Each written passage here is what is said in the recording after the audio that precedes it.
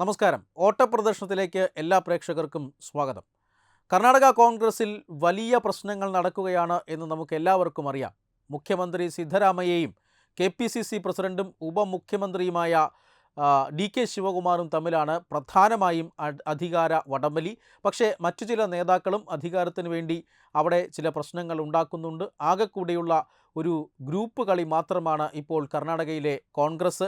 ഇതിനിടയിലാണ് DK ശിവകുമാറിനെതിരെ കൂടുതൽ ആരോപണവുമായി പല കോൺഗ്രസ് നേതാക്കളും രംഗത്തെത്തിയിരിക്കുന്നത്.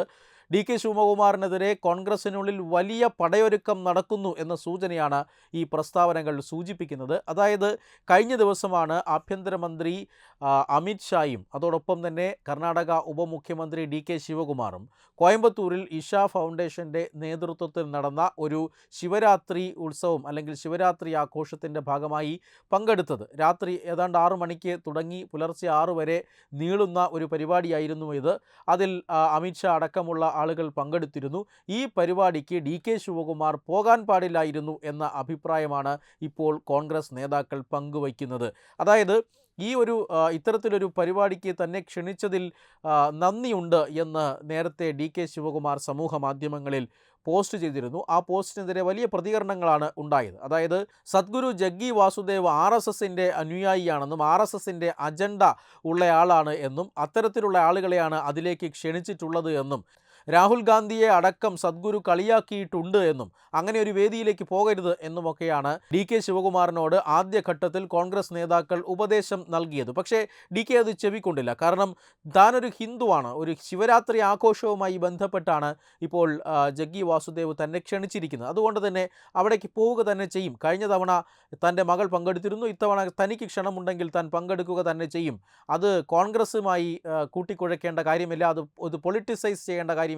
അതിനെ രാഷ്ട്രീയവൽക്കരിക്കേണ്ടതില്ല എന്നാണ് ഉറച്ച നിലപാടെടുത്തുകൊണ്ട് അദ്ദേഹം ഇന്നലെ ആ പരിപാടിയിൽ പങ്കെടുക്കുകയും ഒക്കെ ചെയ്തിരുന്നു. അതിനുശേഷമാണ് ഇപ്പോൾ കർണാടകയിൽ ഓപ്പറേഷൻ താമര നടക്കുകയാണോ, വളരെയധികം അസ്വസ്ഥനായിട്ടുള്ള അല്ലെങ്കിൽ പരിഗണിക്കപ്പെടുന്നില്ല എന്ന അഭിപ്രായമുള്ള ഒരു നേതാവായി DK ശിവകുമാർ മാറിയിരിക്കുന്നു. കേരളത്തിലെ ശശി തരൂരിനെ പോലെയുള്ള ഒരു നിലപാടാണ് ഇപ്പോൾ കർണാടകയിൽ DK ശിവകുമാർ എടുത്തിരിക്കുന്നത്.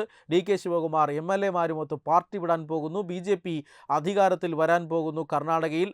ഇന്നലെ കോയമ്പത്തൂരിലെത്തിയ അമിത് ഷായും DK ശിവകുമാറും തമ്മിൽ കണ്ടു എന്നിങ്ങനെയൊക്കെയുള്ള പല റൂമറുകളും പരക്കുന്നുണ്ട്. പക്ഷേ അതൊക്കെ അടിസ്ഥാനരഹിതമാണ് എന്ന് DK ശിവകുമാർ തന്നെ പറയുന്നുണ്ട്. ഒരു കാര്യം ഉറപ്പാണ്, കോൺഗ്രസ് നേതാക്കൾ വലിയ പടയൊരുക്കം ഇപ്പോൾ DK ശിവകുമാറിനെതിരെ നടത്തുന്നുണ്ട്.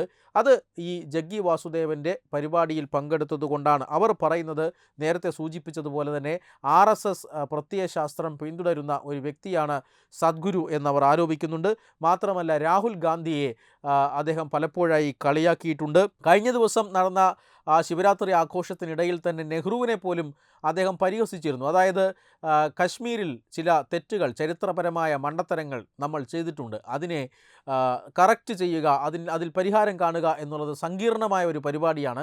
ആ സങ്കീർണതയാണ് വളരെ ലാഘവത്തോടുകൂടി അമിത് ഷാ ഇല്ലാതാക്കി കളഞ്ഞത് എന്നാണ് അദ്ദേഹം പറഞ്ഞത്. അതായത് നെഹ്റുവിനെ കൃത്യമായി വിമർശിക്കുന്നുണ്ട്. അതോടൊപ്പം തന്നെ അമിത് ഷായെ പുകഴ്ത്തുന്നുമുണ്ട്. അമിത് ഷായെ സർദാർ വല്ലഭായ് പട്ടേൽ ആയിട്ടാണ് ഇപ്പോൾ സദ്ഗുരു ഉപമിച്ചിരിക്കുന്നത്. ഇതെല്ലാം DK ശിവകുമാറിനെ വേദിയിൽ ഇരുത്തിക്കൊണ്ട് തന്നെയാണ്. ഇതാണ് കോൺഗ്രസ് നേതാക്കന്മാരുടെ കുരുപൊട്ടിച്ചത് എന്ന കാര്യത്തിൽ തർക്കമില്ല. പക്ഷേ അവിടെ ഈ DK ശിവകുമാറിനെതിരെ ഇപ്പോൾ ഇത്തരം ആരോപണങ്ങളൊക്കെ ഉയരുമ്പോഴും ഈ ആരോപണങ്ങൾക്ക് പിന്നിൽ DK ശിവകുമാർ ഹിന്ദുത്വവുമായി അല്ലെങ്കിൽ അദ്ദേഹത്തിൻ്റെ വിശ്വാസവുമായി ചേർന്ന് പോകുന്നത് ആയുധമാക്കുന്നത് കർണാടകയിലെ അധികാര വടംവലിയുടെ ഭാഗമായിട്ടാണ് എന്നാണ് പല വിദഗ്ധരും അഭിപ്രായപ്പെടുന്നത്. കാരണം ഏതാനും ദിവസങ്ങൾക്ക് മുമ്പാണ് അദ്ദേഹം കുംഭമേളയിൽ പങ്കെടുത്തത്. കുംഭമേളയിൽ ഈ കഴിഞ്ഞ ദിവസം കുംഭമേള അവസാനിച്ചിരുന്നു. ഏതാണ്ട് 64 കോടി ജനങ്ങളാണ് കുംഭമേളയിൽ പങ്കെടുത്തത്. ഗ്രാമ നഗര വ്യത്യാസമില്ലാതെ ആളുകൾ പ്രയാഗ്രാജിലേക്ക് ഒഴുകുകയായിരുന്നു. സാധാരണ സന്യാസിമാരൊക്കെ പങ്കെടുത്തുകൊണ്ടിരുന്ന കുംഭമേളയിലേക്ക് ഇപ്പോൾ ഭാരതത്തിൻ്റെ എല്ലാ ഭാഗത്തു നിന്നും, കേരളത്തിൽ നിന്നടക്കം നിരവധി ആളുകൾ ഈ പ്രയാഗ്രാജിലെ കുംഭമേളയിൽ പങ്കെടുത്തിരുന്നു. അപ്പോഴും കുംഭമേളയിൽ പങ്കെടുക്കാതെ ഒഴിഞ്ഞ് മാറിയിരുന്ന ഒരു വിഭാഗമാണ് കോൺഗ്രസിൻ്റെ നേതൃത്വമായ നെഹ്റു കുടുംബം. കോൺഗ്രസിൻ്റെ ഉന്നത നേതാക്കന്മാരാരും തന്നെ ഈ കുംഭമേളയിൽ പങ്കെടുത്തിരുന്നില്ല. പക്ഷേ DK ശിവകുമാർ കഴിഞ്ഞ ദിവസം പങ്കെടുക്കുകയും അവിടെ ഉണ്ടായിരുന്ന സജ്ജീകരണങ്ങളിൽ പൂർണ്ണ തൃപ്തി പ്രകടിപ്പിക്കുകയും ഒക്കെ ചെയ്തിരുന്നു. ഇതാണ് വലിയ രീതിയിൽ കോൺഗ്രസിലെ മതേതരവാദികളെ ചൊടിപ്പിച്ചത്. അവർ ഇത് ആയുധമാക്കിക്കൊണ്ട് ഹിന്ദു വിരുദ്ധരായ പല നേതാക്കന്മാരും ഇപ്പോൾ ഡി കെക്കെതിരെ തിരിയുകയാണ്. കാരണം ഡി കെ അടുത്ത് 2.5 വർഷം പിന്നിട്ടാൽ ആ മന്ത്രിസഭ, കർണാടക മന്ത്രിസഭ 2.5 വർഷം പിന്നിടുമ്പോൾ ആ സംസ്ഥാനത്ത് മുഖ്യമന്ത്രിയാകാൻ പോകുന്നയാളാണ്. അതുകൊണ്ട് തന്നെ ഇത് മറയാക്കിക്കൊണ്ട് ഡി കെക്കെതിരെ പടയോട്ടം നടത്താം എന്നാണ് മറുവിഭാഗത്തിൻ്റെ ചിന്ത.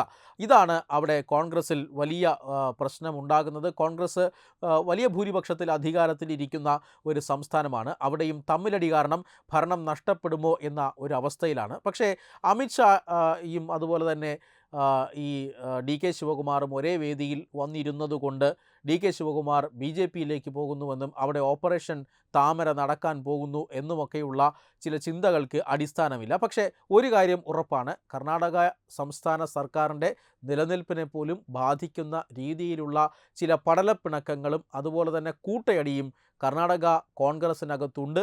ആ പടയൊരുക്കമാണ് ഇപ്പോൾ ഡി കെ ശിവകുമാറിനെതിരെ ഉയരുന്നത് എന്ന് വ്യക്തവുമാണ്. വെബ് ഡെസ്ക് തത്തുമൈ news. Edubix online executive education. Focus physiotherapy centre Pattom. Unnat engineering Gujarat. തീർത്ഥയാത്ര.com. Iron build Gujarat.